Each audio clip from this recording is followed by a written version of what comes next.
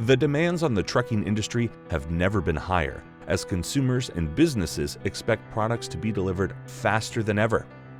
In 2019, trucks traveled over 3 billion miles on U.S. roads and highways, a 14% jump in mileage over the last decade. The pressures on the industry contribute to the following factors: speeding, driver fatigue, mechanical problems, drug and alcohol impairment, inexperienced drivers, distraction, failure to obey traffic laws. Unfortunately, with the increases in mileage and number of large trucks on the road, we've seen a similar increase in the number of serious injuries and fatalities. The Department of Transportation estimates that 5,005 people lost their lives and over 160,000 people were severely injured in semi-crashes in 2019.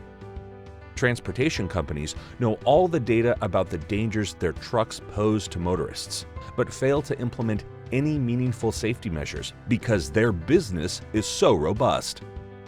There's no way to prepare for the semi-truck crash. Should it happen, you need a firm with the experience, resources, and commitment to hold responsible parties accountable.